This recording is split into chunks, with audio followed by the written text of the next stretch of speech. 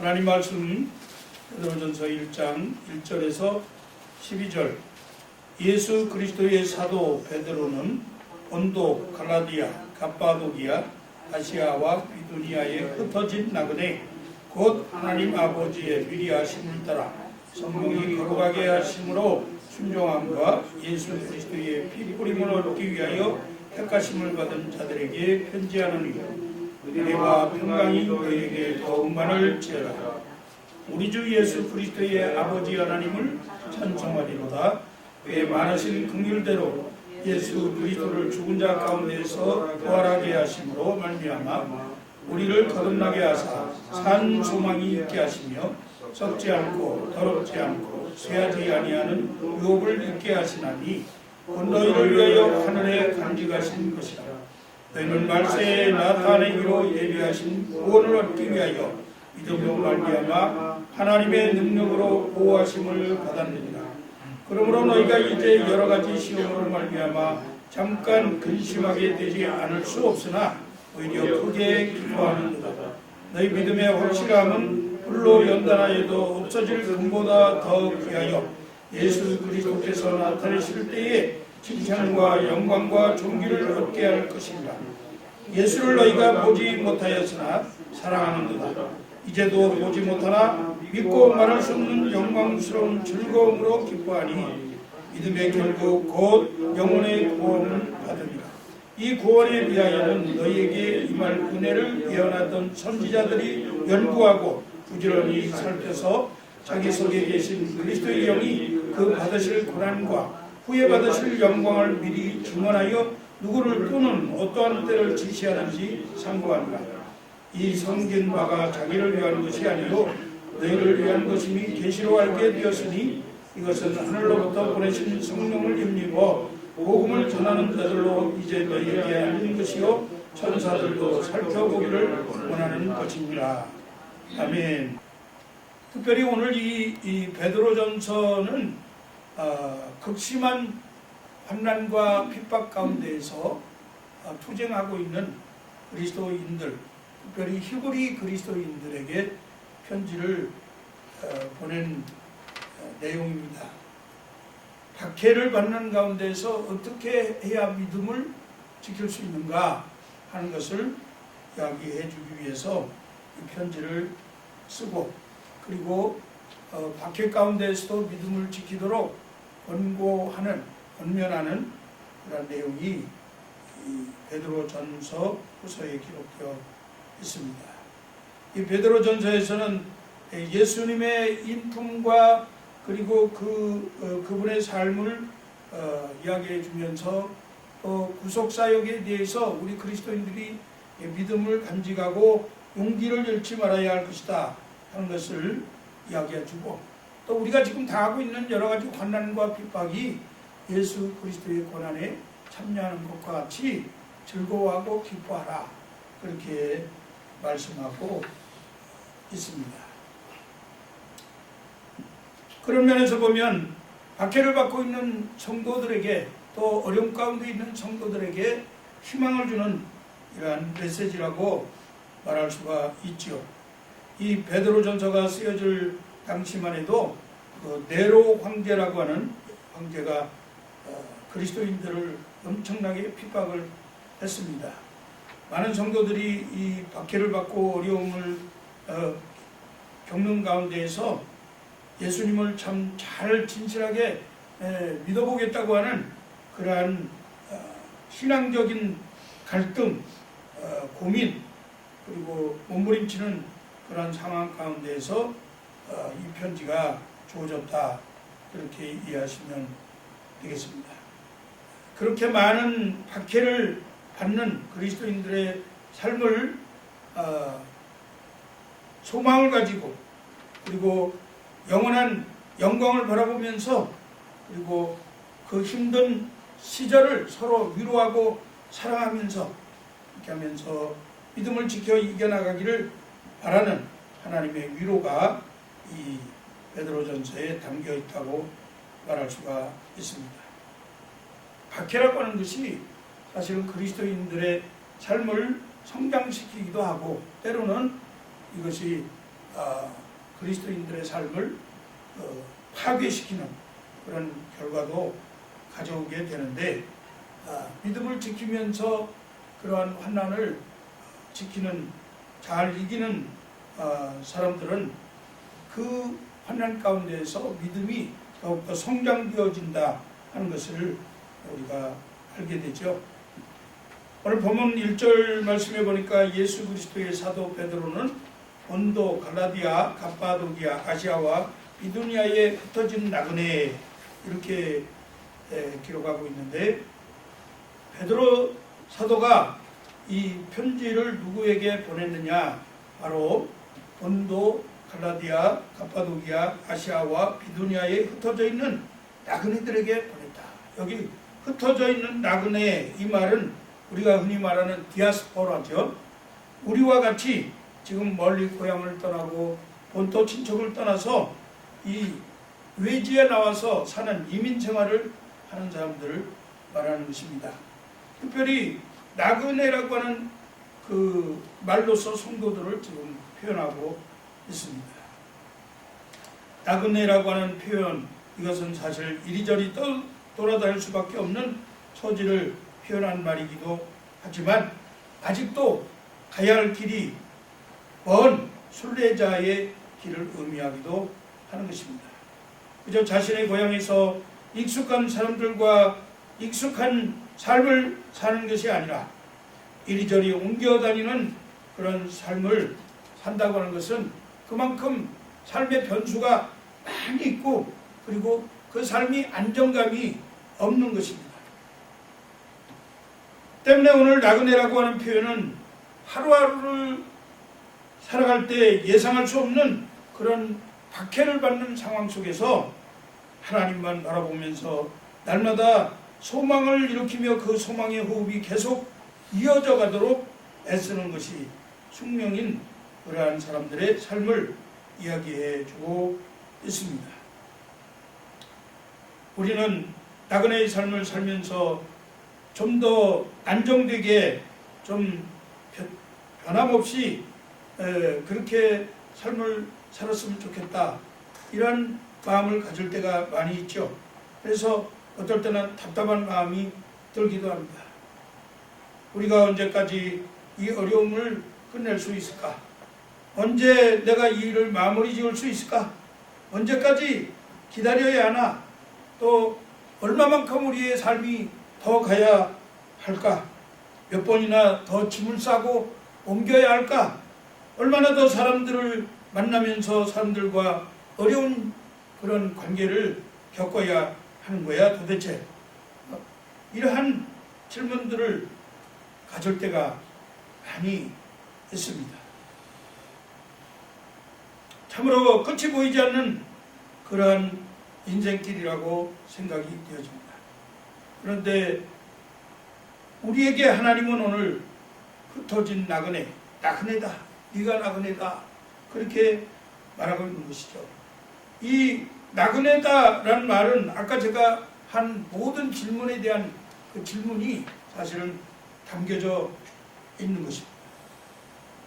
이런 질문을 우리가 스스로 해볼 때 우리가 그 질문에 대답을 못하고 답답한 마음이 생기게 되면 낙심하고, 그리고 좌절하고, 그리고 무너지는 것을 보게 됩니다. 나그네라고 하는 게 원래 그런 삶이잖아요. 많은 삶의 변수들이 기다리는 그런 길을 가야 하는 삶이잖아요. 그리고 이 나그네라고 하는 것은 원래 기다림과 떠남이 그 삶 자체라고 말할 수 있는 거잖아요. 이러한 나그네 삶을 우리가 지금 살고 있다, 그렇게 우리 하나님의 말씀은 우리에게 이야기해주고 있습니다. 베드로전서 1장 2절에 보니까 곧 하나님 아버지의 미리하심을 따라 성령이 거룩하게 하심으로 순종함과 예수 그리스도의 피뿌림을 얻기 위하여 택하심을 받은 자들에게 편지하노니 은혜와 평강이 너희에게 더욱 많을지어다. 그런데 절망하고 낙심하고 무너질 수밖에 없는 그런 나그네의 삶을 사는 우리들에게 2절은 우리의 정체성을 다시 한번 확인시켜 줍니다.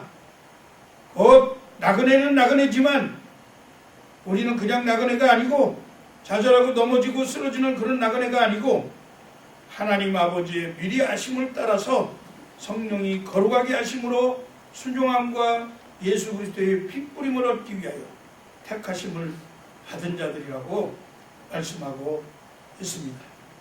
우리의 삶의 방식이 이 땅에서 삶은 철저히 나그네의 삶이지만 그러나 우리의 정체성은 우리가 어디로 가든 어느 곳에 있든 어떤 일을 하든 어떤 영광의 자리에 있든지 간에 바로 하나님의 택하심을 받은 자라는 사실을 믿으시기 바랍니다. 여러분은 하나님이 미리 아시고 하나님이 여러분을 그리스도의 피로 씻음받게 하시기 위해서 세우신 하나님의 택한 자들이라고 하는 사실을 분명히 믿으시기 바랍니다. 우리 앞에 놓여 있는 어려움을 이기게 해주는 것이 사실은 그러한 문제의 답을 알기 때문이 아니라 내가 바라는 일이 언제 될지를 대략 예상하고 그렇게 될 것을 기다리는 그것 때문이 아니라 아무것도 모르고 아무것도 드러난 바가 없지만 그런 일에 대해서 나의 기쁨이 나의 믿음이 흔들리지 않는 것은 바로 우리가 하나님의 택하심을 받은 사람이라고 하는 정체성이 분명히 있기 때문에 우리에게 당하는 여러 가지 어려움과 고난, 핍박을 이길 수 있다고 저는 믿습니다. 그래서 우리가 소망을 갖게 되는 것입니다.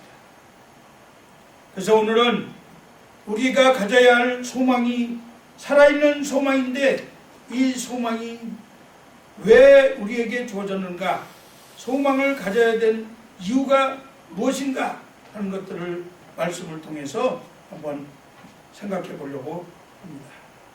첫째는 오늘 본문 말씀은 우리가 산 소망을 갖는 것은 우리 하나님이 우리를 미리 아시고 성령으로 거룩하게 하시고 예수 그리스도의 보혈의 피를 힘입은 하나님의 친자녀이며 그의 거룩한 백성이라는 정체성이 분명히 있기 때문이라고 말씀하고 있습니다. 하나님은 우리를 미리 아시고 그리고 택하셨습니다. 여러분 이것이 얼마나 감사한 일인지 몰라요. 여러분 믿음을 갖는 거 아무나 갖는 것이 아니에요. 하나님이 여러분을 미리 아시고 여러분을 택해서 여러분에게 하나님을 믿는 믿음, 예수 그리스도의 핏부림을 입기 위해서 성령으로 여러분을 성결케 하신 그것이 여러분에게 주어졌다고 하는 것은 얼마나 큰 은혜이고 감사한 일인지 모릅니다.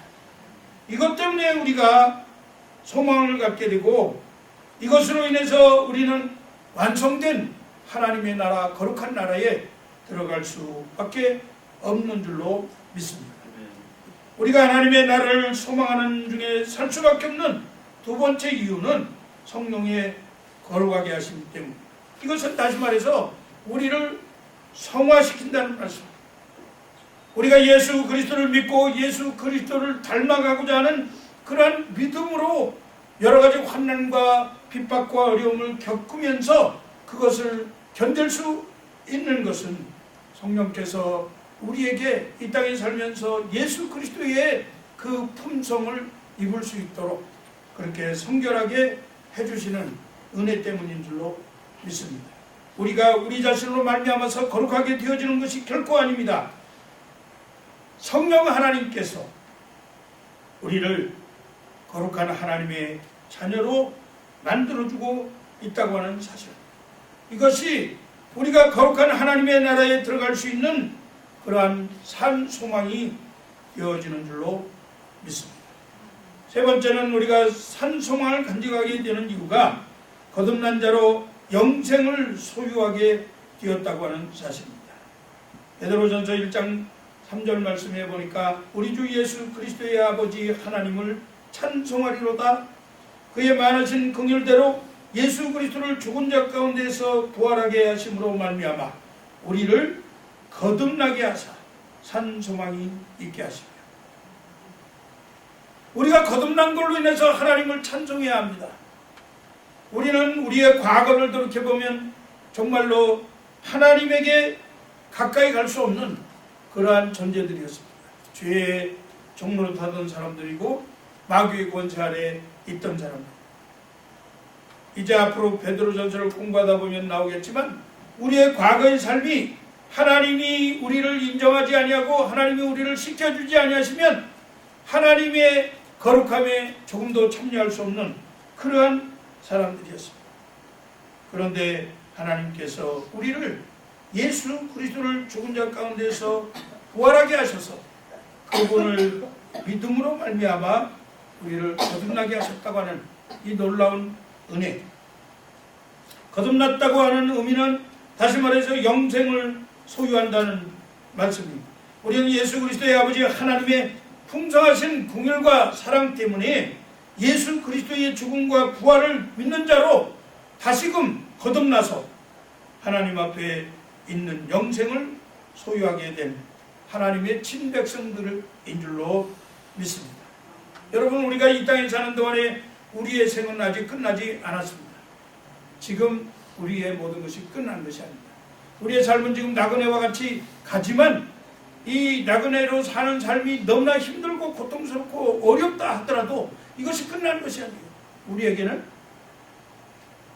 영생이라고 하는 거듭난 자의 산소망이 있기 때문에 그 소망을 향해서 가는 줄로 믿습니다. 우리가 또 산소망을 간직하게 되는 네 번째 이유는 영원한 기업을 소유한 자들이라고 하는 사실입니다. 1장 4절에 보니까 썩지 않고 더럽지 않고 쇠하지 아니하는 유업을 있게 하시나니 곧 너희를 위하여 하늘에 간직하신 것이라. 세상의 기업의 특징은 사실 썩어버립니다. 더러워집니다. 쇠하여집니다. 여러분, 재벌도 다 망하잖아요. 그렇게 수많은 재산을 가지고 있었던 그런 재벌들이 하루아침에 어느 날 갑자기 망하는 것을 우리는 보고 있잖아요. 이 세상 기업은 썩고 더럽고 쇠하여지는 것입니다. 그러나 우리가 받을 영원한 기업은 썩지도 않고 더럽지도 않고 쇠하지 아니하는 하나님 나라에 간직되어진 기업이라고 하는 사실입니다. 이것은 우리의 기업주가 하나님 아버지이시기 때문에 그렇습니다. 하나님 아버지는 영원하신 분인데 이 영원하신 하나님 아버지가 기업주가 되셔서 우리를 위해서 친히 준비하시고 간직하시고 그리고 우리를 그 기업의 후손으로 이렇게 인정해 주시고 우리에게 그 기업을 물려주시기 때문에 우리는 소망이 있다고 하는 사실입니다. 다섯 번째 이유는 하나님이 우리를 보호하시기 때문에 그렇습니다. 베드로전서 1장 5절에 보니까 너희는 말세에 나타나기로 예비하신 구원을 얻기 위하여 믿음으로 말미암아 하나님의 능력으로 보호하심을 받았느니라. 우리가 이 땅에 사는 동안에 우리의 지혜와 능력으로 사는 것이 아닙니다. 여러분, 너무나 잘난 체 하지 마세요. 여러분, 똑똑한 체 하지 마세요. 여러분의 삶이 아무리 똑똑한 것처럼 보인다 하더라도 하나님이 우리에게 지혜를 주지 아니하시면 하나님이 우리에게 그 지혜를 사용할 수 있는 능력을 부여하지 아니하셨다고 하면 우리는 지혜로운 자가 될 수가 없습니다.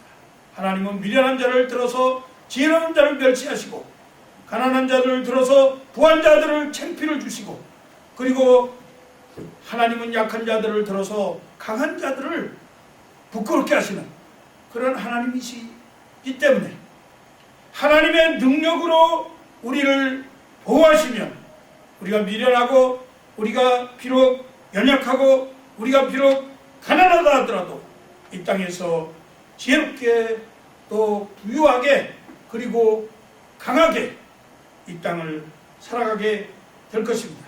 아멘. 하나님은 죄악된 이 세상에서 그리스도인들이 보존되어지기를 원하시고 그리스도인들이 하나님의 자녀들이 건강하고 든든하게 세워져 가기를 원하시기 때문에 하나님은 전능하신 그 손과 팔을 동원해서 그의 자녀들을 보호하시는 줄로 믿습니다.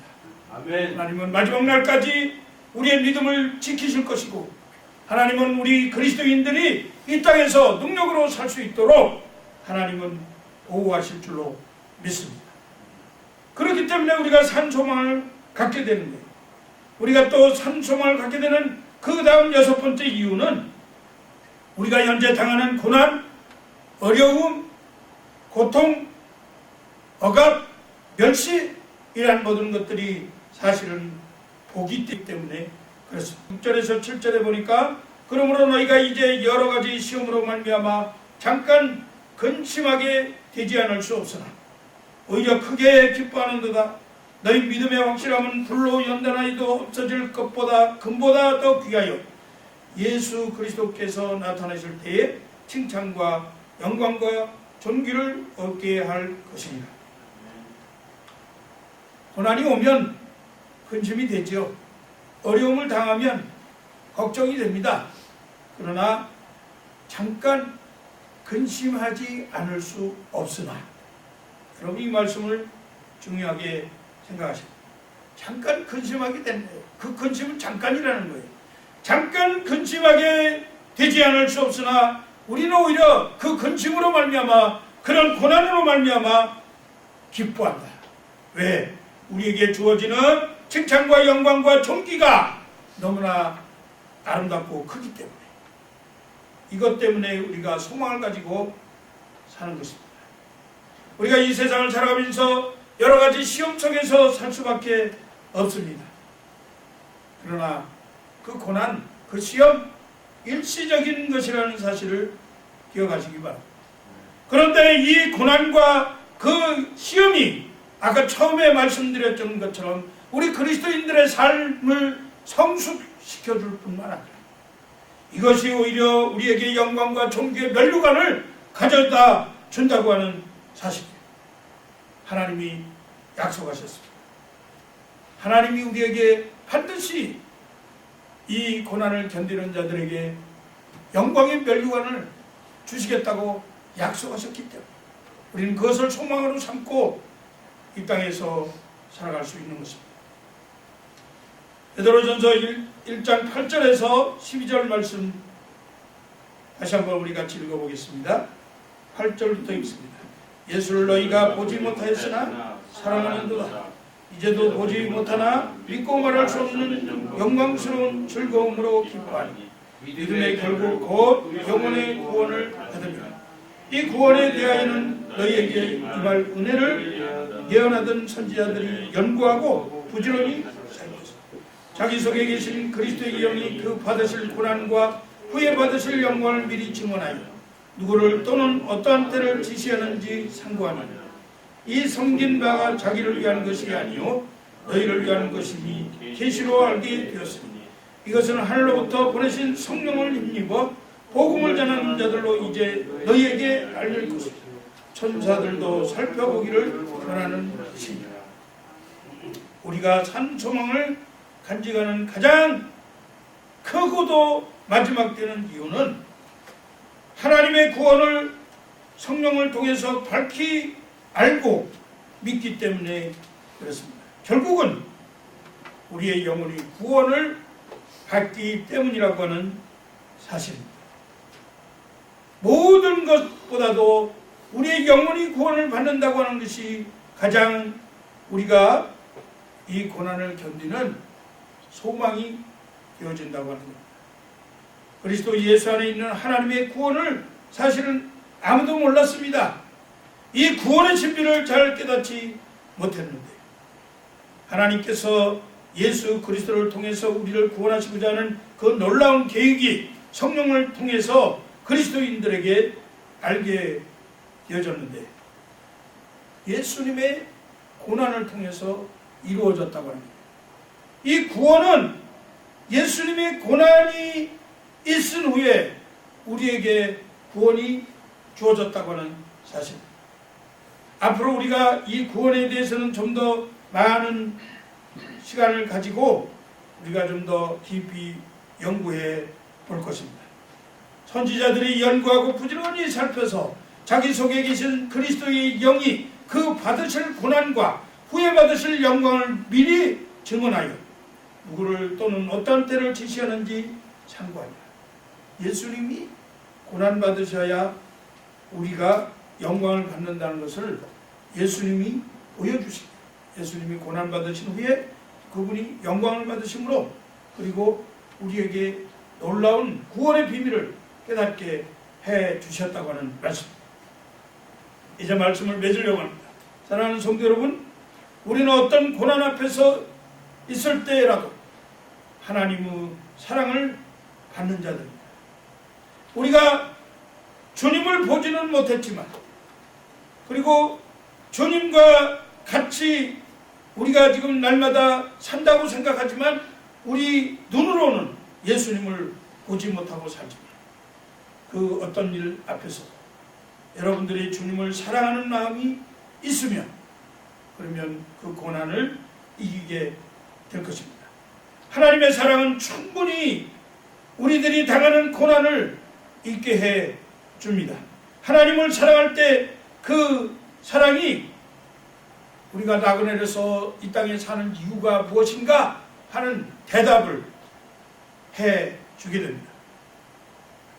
우리 성도들은 어떤 어려움 앞에서 넘어져 있다 하더라도 다시 일어날 수 있도록 성령의 능력이 함께 하는 하나님의 택하신 자녀들입니다.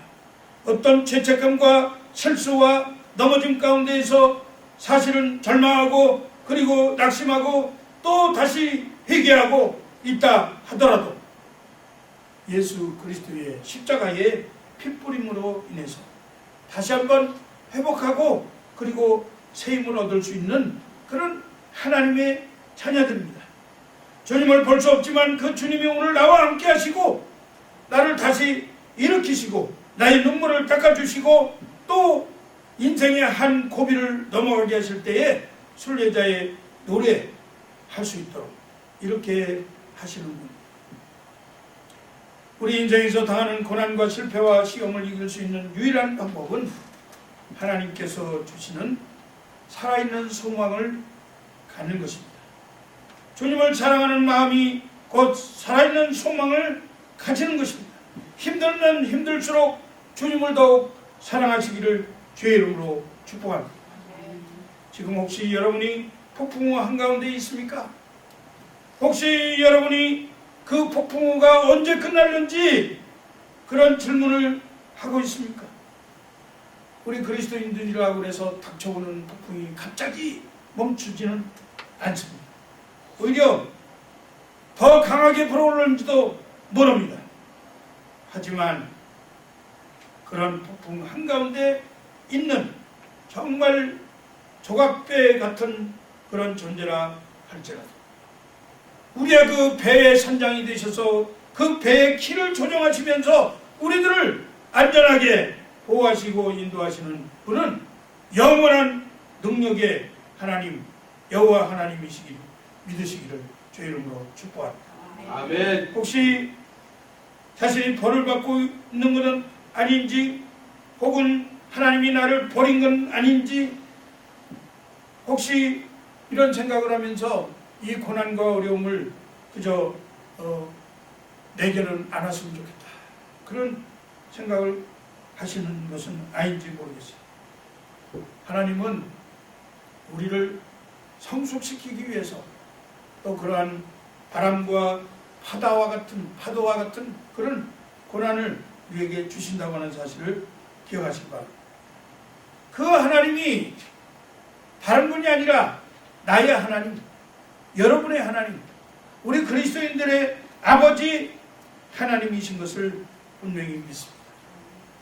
그러므로 이제 이 세상에서 썩어질 것, 쇠할 것, 더러워질 것 그런 것에 소망을 두지 마시고 영원토록 변함없는 하나님 아버지께서 주시는 영원한 기업, 거듭남 영생의 그런 소망을 붙드시고 승리하는 귀한 우리 그레이스 라이프 하는 교회 성도님들 되시기를 주의 이름으로 축복합니다.